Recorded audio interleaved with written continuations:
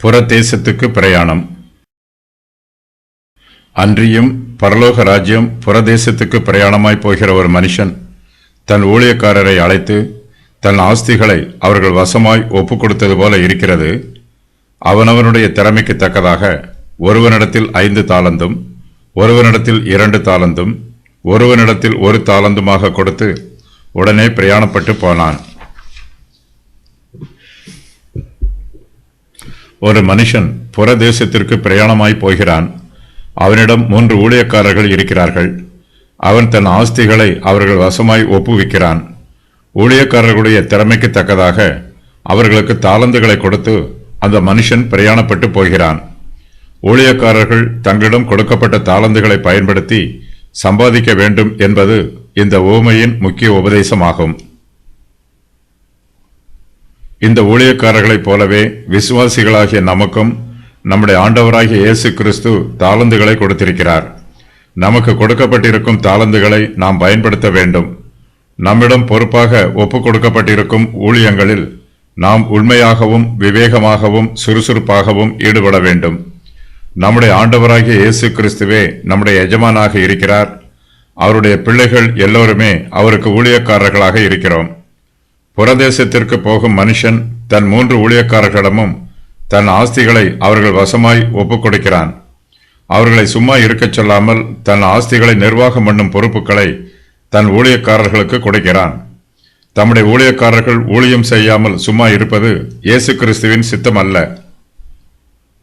தங்களிடம் ஒப்புவிக்கப்பட்டிருக்கும் ஆஸ்தியின் பங்கில் இருந்து அவர்கள் பணிபுரிய வேண்டும்.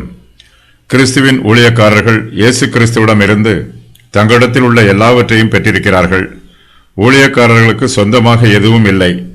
நம்முடைய பாவம்தான் நமக்கு சொந்தமாக இருக்கிறது.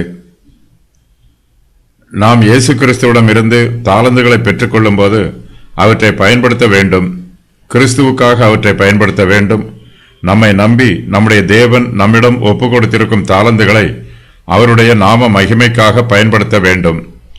தன்னுடைய ஆஸ்திகளை பராமரிக்கும் பொறுப்பை தன் ஊழியக்காரர்களிடம் அந்த எஜமான் நம்பி ஒப்புக் கொடுக்கிறான்.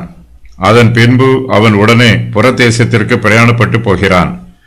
நம்முடைய ஆண்டவராகிய இயேசு கிறிஸ்துவும் உன்னதத்திற்கு ஏறி போன போது மனுஷருக்கு வரங்களை கொடுத்தார். நம்முடைய ஆண்டவர் பரமேறி போனதைப் போல இந்த மனுஷன் புறதேசத்துக்கு புறப்பட்டு போனான். இயேசு கிறிஸ்து பரமேறி போன போது தம்முடைய சபைக்கு தேவையான எல்லா காரியங்களையும் தம்முடைய ஊழியக்காரரிடம் பொறுப்பாக ஒப்புக் கொடுத்திருக்கிறார். இயேசு கிறிஸ்து தற்போது நம் மத்தியில் பிரத்யட்சமாக காணப்படவில்லை. ஆயினும் தம்முடைய சபையை பராமரிப்பதற்கு தேவையான அனைத்து காரியங்களையும் கிறிஸ்து இயேசு தம்முடைய ஊழியக்காரர்களிடம் ஒப்புக் கொடுத்திருக்கிறார். கிறிஸ்து பரமேறி போன போது தம்முடையது அனைத்தையும் தமது சபையிடம் ஒப்புக் கொடுத்திருக்கிறார். ஊழியக்காரர்களுக்கு அவர்களுடைய திறமைக்கு தக்கதாக புறதேசத்துக்கு போன மனுஷன் தாலந்துகளை கொடுத்தான். இயேசு கிறிஸ்துவும் தம்முடைய பிள்ளைகளுக்கு தாலந்துகளை கொடுத்திருக்கிறார். இயேசு கிறிஸ்துவின் வெகுமதிகள் விலையேற பெற்றவை. அவர் தமது சுய ரத்தத்தினாலே இவை எல்லாவற்றையும் சம்பாதித்திருக்கிறார். இவை எதுவும் மனுஷருக்கு உரியதல்ல. எந்த மனுஷனாலும் கிறிஸ்துவின் தாலந்துகளை சம்பாதிக்க முடியாது. அவர் சிலருக்கு அதிகமான தாலந்துகளையும் வேறு சிலருக்கு குறைவான தாலந்துகளையும் அவனவனுடைய திறமைக்கு தக்கதாக கொடுக்கிறார். தேவனுடைய தெய்வீக பராமரிப்பு எல்லோருக்கும் ஒன்றுபோல் கொடுக்கப்படுவதில்லை. தம்முடைய சித்தத்தின் பிரகாரமாகவும் மனுஷருடைய திறமைக்கு தக்க பிரகாரமாகவும் தேவன் தம்முடைய தாலந்துகளை கொடுக்கிறார். இந்த திறமையும் தேவனிடமிருந்தே வருகிறது. ஆவிக்குரிய வரங்களை தேவன் தமது கிருபையினால் தமது பிள்ளைகளுக்கு கொடுக்கிறார்.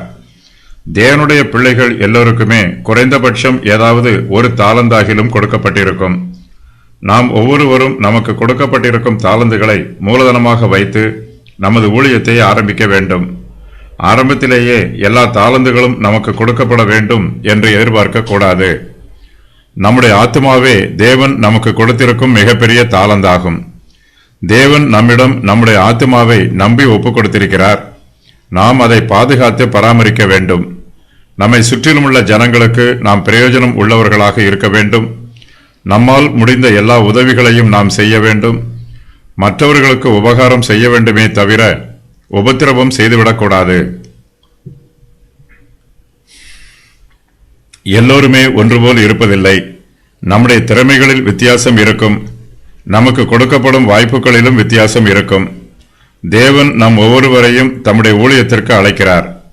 தேவனுடைய ஊழியத்தில் பல பகுதிகள் உள்ளன.